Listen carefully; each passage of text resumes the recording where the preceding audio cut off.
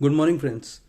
Most often एक बात रखी जाती है कि कंपनी बनने के बाद क्या क्या फॉर्मेलिटीज़ होंगी, मतलब किस तरीके की लीगल कंप्लायंस होंगी। और काफ़ी लोग इस चीज़ को लेके कंफ्यूज रहते हैं कि कंपनी तो बन गई है, अब इतनी कंप्लायंस है कि हमारे लिए प्रॉब्लम ही हो गई है।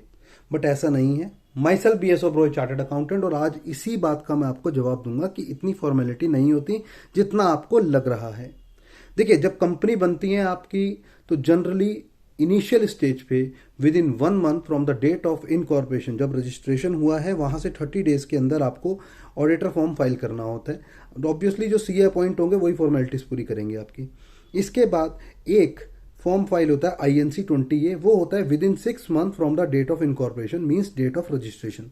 6 महीने के अंदर अंदर आपको 6 महीने के अंदर एक फॉर्म फाइल करना है INC 20A।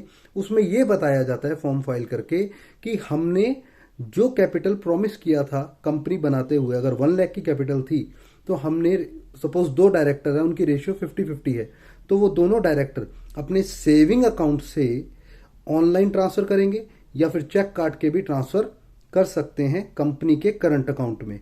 ये तरीका होता है आपके पैसे डिपॉजिट करने का, जो आपको कैपिटल आपने प्रॉमिस किया है डिपॉजिट करने के लिए। और जब आप डिपॉजिट कर देते हो अपनी कैपिटल, उसके बाद फाइल होता है INC 20A, आपकी बैंक स्टेटमेंट का प्रिंट आउट लेके।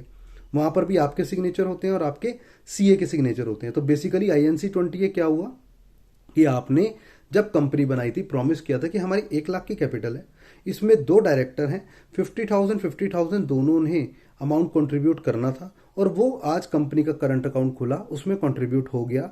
चाहे वो डायरेक्टर जो होगा, डायरेक्टर हमारा अपने सेविंग अकाउंट से करें या डायरेक्टर अपने करंट अकाउंट से, उससे क्या बोलते हैं आपका सेविंग अकाउंट से करें, या फिर अपना आपका किसी भी मोड से करें। वो कैश भी कर सकते हैं, ये भी अलाउ है, बट बेटर है अगर वो अपना सेविंग अकाउंट से करें, उसको चेक काट के, या फिर उसका ऑनलाइन ट्रांसफर करें, जैसे मर्जी करें।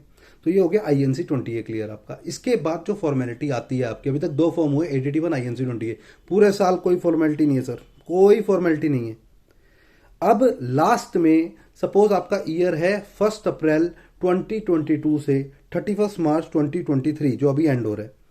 अब यहां पर अगर आपको फॉर्मेलिटी करनी है तो अब आपकी फॉर्मेलिटीज होंगी DIN KYC की, जो डायरेक्टर आइडेंटिफिकेशन नंबर आपने लिए कंपनी बनाते हो उनकी।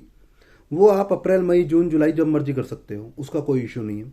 मेन कंपनी की अगर बात करूं मैं, तो कंपनी के पॉइंट ऑफ व्यू से आपका सितंबर से पहले पहले आपको फाइल करने पड़ते हैं AOC 4, MGT 7, और अगर आपके डायरेक्टर ने कंपनी को लोन दिया है तो इस केस में फाइल होता है DPT 3, वो होता है 30 जून तक।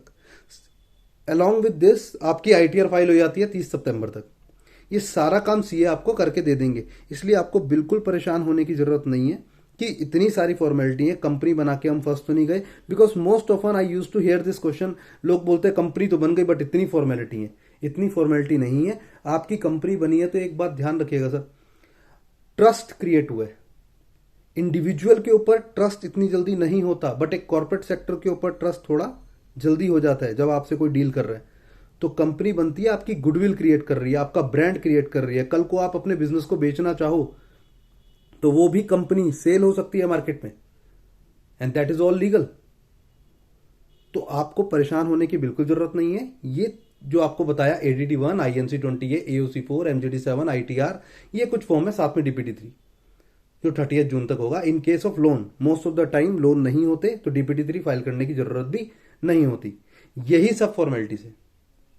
इसके अलावा अगर कभी गवर्नमेंट 1-2 फॉर्म इंट्रोड्यूस कर भी दे तो it is not a big deal at all to file those forms. I hope आपको क्लियर हुआ होगा कि क्या क्या फॉर्मेलिटीज होती हैं। Thank you very much. जय हिंद, जय भारत। अगर वीडियो अच्छी लगी हो तो चैनल को सब्सक्राइब जरूर करें। Thank you.